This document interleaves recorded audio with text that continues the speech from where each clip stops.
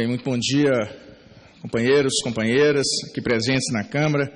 Saudar inicialmente o presidente, o deputado Wilson Filho, que teve a grata felicidade de chamar essa sessão solene, juntamente com o deputado Alexandre Leite e com minha conterrânea, querida amiga deputada federal Luiziane Lins, que fomos até certo ponto contemporâneos no movimento estudantil na Universidade Federal do Ceará. Saudar aqui o Gabriel Medina, que tenho certeza que faz um trabalho tão árduo e tão vitorioso como o homônimo dele no surf, né, Gabriel? Pelo menos temos sempre que lutar por isso. E a Graciela Perotti, presidenta do PTB Jovem, e que aqui compõe a mesa dessa casa, assim como quero saudar também a deputada Mariana, que há pouco que me antecedeu nas falas em relação ao Dia Nacional da Juventude. Mas, minhas amigas, meus amigos, falo aqui na condição de quem teve a oportunidade e a honra de ter sido o primeiro secretário de Esporte e Juventude do Estado do Ceará. Em 2003, tive essa honra, na época que só tinha uma Secretaria de Juventude, que era do Estado de Tocantins, e que começamos, então, a desenvolver a lógica de termos órgãos gestores de juventude. Evidentemente que se causa uma ciumeira, puxa, por quê? Porque juventude, claro, são temas que estão previstos em todas as pastas de um governo, seja ele municipal, estadual ou federal. E naquela época criava-se aquele antagonismo. Poxa, quer que o secretário de Juventude vai querer saber o quanto eu vou aplicar na área de qualificação profissional? Pensava o secretário de Trabalho. O quanto eu vou poder aplicar na área de prevenção de DSTs, né, ou de gravidez não desejada? Pensava o secretário de Saúde. Mas começamos uma lógica diferente, Gabriel, e a gente conseguiu, graças a Deus, criar o Fórum Nacional de Gestores de Juventude. Na época, quem estava respondendo pela ainda embrionária secretaria, porque não tinha sido criada por lei, era o Beto Cury. E nós tivemos um diálogo extremamente profícuo e vitorioso. É tanto que culminamos em 2005, quando também tive a honra de assumir o mandato de deputado federal, sendo o relator da medida provisória que criou a Secretaria Nacional de Juventude, não prevista no texto original, que criou o Conselho Nacional de Juventude e que fortaleceu o ProJovem. Na verdade, criou o ProJovem e que esse ano, como bem disse o Gabriel, nós estamos completando 10 anos. E aí eu só coloco um ponto. Quem dera que pudéssemos comemorar esses 10 anos. Porque na prática o que nós estamos constatando? A Secretaria Nacional de Juventude, ela já teve muita força, Gabriel. Ela já foi uma secretaria extremamente protagonista daquilo que você falou, e eu tenho absoluta convicção do que você tem vontade de que ela seja. Mas há um esvaziamento. Há um esvaziamento da secretaria, há um esvaziamento das políticas de juventude. O ProJovem morreu. O ProJovem morreu, foi substituído pelo Pronatec. Nós temos ainda um esboço de um ProJovem urbano diluído, não é mais gestão da Secretaria Nacional de Juventude, que era antes, agora está no Ministério da Educação. Ministério da Educação que já tem tantas políticas inseridas nele, e eu sempre digo, puxa, não precisa criar outro ministério. Educação, tem que cuidar de educação de base. Educação profissional, Ministério do Trabalho, Educação Superior, Ministério da Ciência e Tecnologia. A gente precisa dar o valor que a educação de base tem que ter no Brasil. Nós precisamos pensar na federalização da educação, a proposta até do senador Cristóvão Buarque, porque o Brizola, 30 anos atrás, já cuidou dessa educação de base com qualidade no Rio de Janeiro, criando CIEPs, que hoje são referências dentro do nosso Plano Nacional de Educação, inclusive com metas a serem atingidas.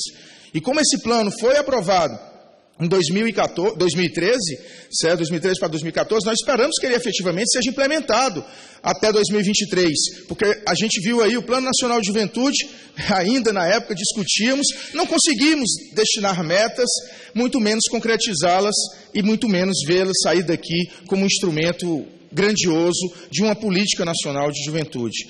Então, eu aqui advogo a tese.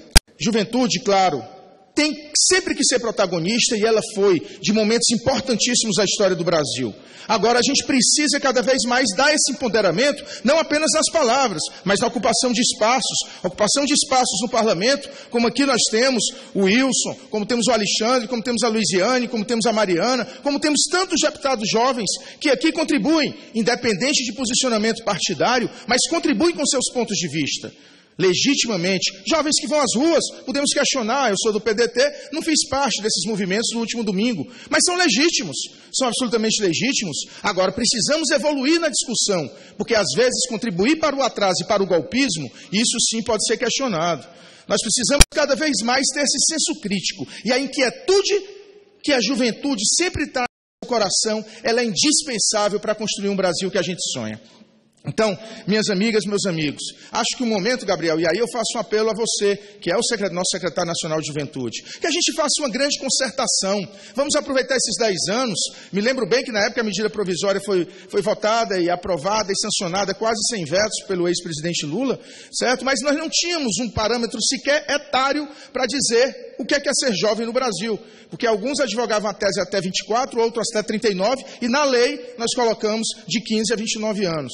Então, que nós possamos cada vez mais construir esses marcos da juventude, que nós possamos utilizar esses 10 anos da criação da Secretaria, do Conselho Nacional e do Projovem, para termos o questionamento de dizer que a política de juventude tem que ser uma política de Estado, não pode ser uma política de governo apenas. Nós não podemos, de repente, sepultar o Projovem para criar o Pronatec, e, ao mesmo tempo, aceitarmos o Pronatec ter seus recursos contingenciados por uma política econômica perversa, que aí, volto a dizer, sempre batendo no rentismo, sempre batendo na questão de que hoje o Brasil é voltado único e exclusivamente para os lucros incessantes do sistema financeiro, é o único segmento que ganha dinheiro no Brasil. Em compensação, nossos programas sociais padecem e a Política Nacional de Juventude, sem dúvida nenhuma, é uma delas. Então, nós temos, e aí pode contar com a gente, Gabriel, sei que aqui talvez o discurso possa até se configurar como um discurso de oposição, e não é. Nós temos aqui a clareza de que a presidenta Dilma é extremamente bem intencionada, mas precisamos construir sim, dentro dos movimentos sociais que a apoiam, um movimento muito forte de organização de juventude. E saldo, claro, a juventude socialista do PDT, que tem esse papel, que construiu durante todo esse tempo várias e várias vitórias que fizeram o Brasil ser um pouco mais questionador, fizeram o Brasil ser um Brasil tão revolucionário que às vezes a gente pensa, na época da rede da legalidade, que o Brizola garantiu a posse de João Goulart, na época onde o golpismo já começava a dar seus contornos, e que Brizola, na época, graças a uma mobilização muito forte da juventude, conseguiu impedir que os militares, na época militares extremamente cegos, chegassem a querer dar um golpe no Brasil. Mas em 1964 a gente não conseguiu evitar. Que agora a gente o faça. Que agora a gente saiba das experiências anteriores de dizer que o golpe só serve para fazer o Brasil paralisar 30, 40, 50 anos. Nós temos o poder nas mãos, só precisamos efetivamente materializá-lo. Então, mais uma vez, meu caro presidente Wilson, meu caro Alexandre, minha cara Luiziane, Graciela e meu secretário Gabriel Medina, e a todos os jovens aqui presentes, minha querida Mariana, enfim, todos estamos juntos na luta pelo Brasil que efetivamente nós sonhamos. Muito obrigado.